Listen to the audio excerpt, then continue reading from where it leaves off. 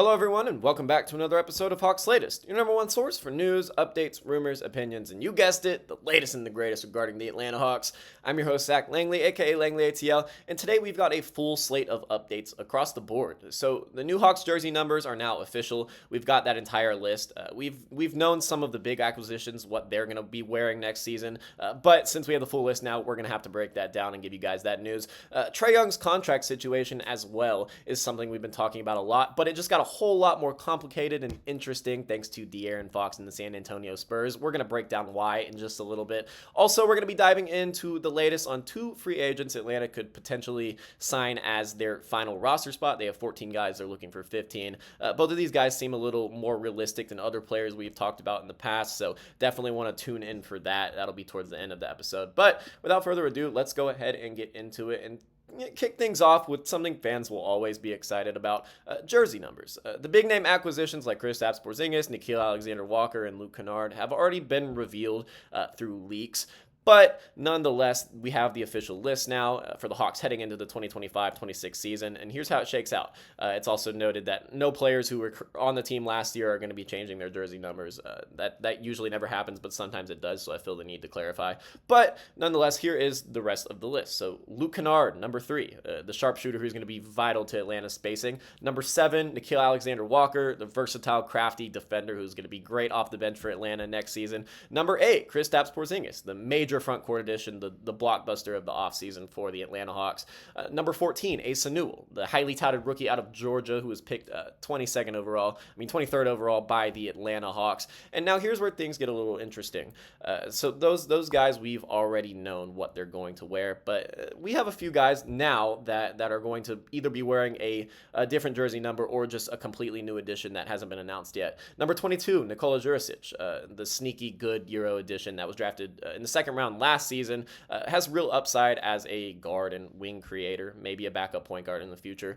Number 0, Jacob Toppin, the two-way signing who signed with the Hawks towards the end of last season, but now he's officially on that two-way for the rest of next season. So just athleticism and energy, potentially off the bench. So I can't wait to see what he brings because he killed it in Summer League. And then at number 30, we've got Eli Njai, the brand new Hawk, who's also another two-way signing, a real developmental piece, going to spend a lot of time in College Park.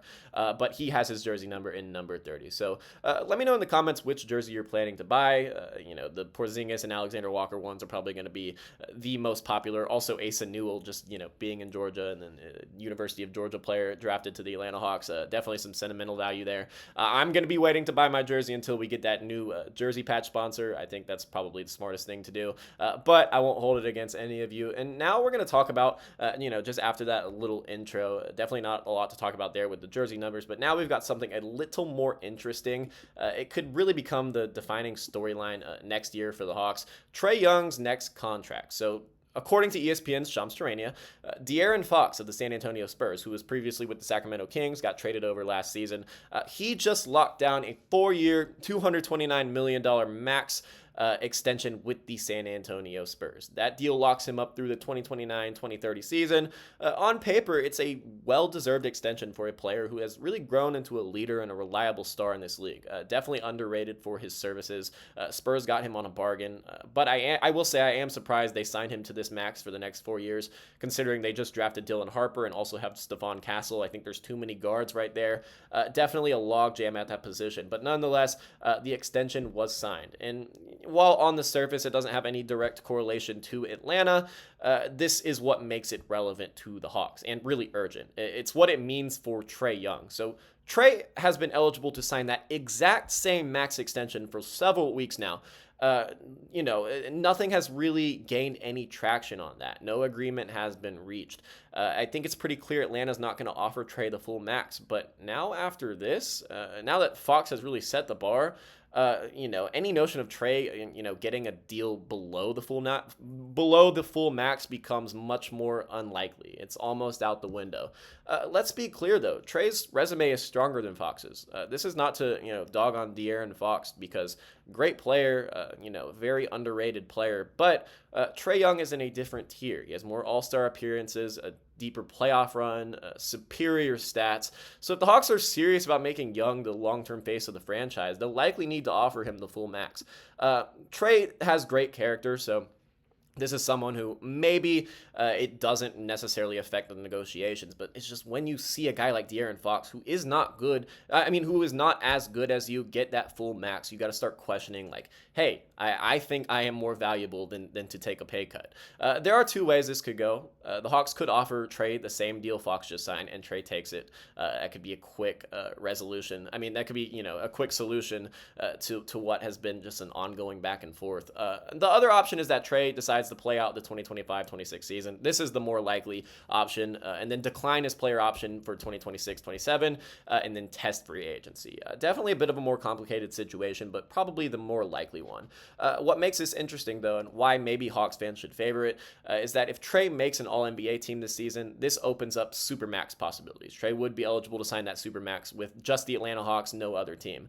Atlanta would be able to offer much more money than everyone else, and up to 35% of the salary cap. So the bottom line is De'Aaron Fox's extension has really upped the pressure on the Hawks front office. There's no doubt about that. So they're going to need to decide pretty quickly whether to go all in on Trae Young. They're going to need to decide that soon. So now we're going to talk about two free agents that could possibly be on the move, and Atlanta has one roster spot left. So the first guy we're going to talk about is Kevin Love. We've talked about Kevin Love on this channel before, but now there has been an update on him. The five-time All-Star was included in a trade from the Miami Heat to the Utah Jazz. It was in that three-team deal that sent John Collins to the Clippers and Norman Powell to the Heat, mainly just for salary matching purposes. But according to league insider Mark Stein, Love is actively exploring buyout options to leave Utah and become a free agent. I mean, this is no surprise. Kevin Love, at the very end of his career, probably has 1 or 2 years left, and he's not going to be playing consistent minutes anywhere he goes. He's not going to want to be on a tanking team like the Utah Jazz. So here's what Stein wrote in his recent piece. Kevin Love is actively exploring potential pathways out of Utah after he was dealt by Miami to the Jazz as a part of the 3-team Norman Powell trade. Last season, Love averaged just 5.3 points, 4.1 rebounds, and 1 assist in very limited action. Only 23 games played and under 11 minutes per night. Not someone that was like a reliable part of any rotation last season. He's clearly not the same player he was. There's no doubt about that, but he is a veteran presence and potential option as a third big. But here's why he could matter for Atlanta. Like I said, the third big situation, but also the Hawks, after losing Larry Nance Jr., who was a reliable shooting big when he was healthy last season, they could use another veteran big, and another veteran presence just in general. He could fit really well as that third big, especially in small ball lineups.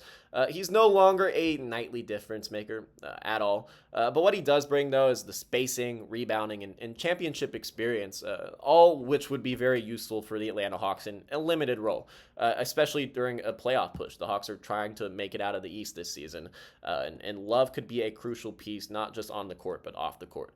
Speaking of veterans who could help, we're going to talk about Monte Morris. This is a name that I haven't talked about on this channel before, and honestly, I'm not sure why.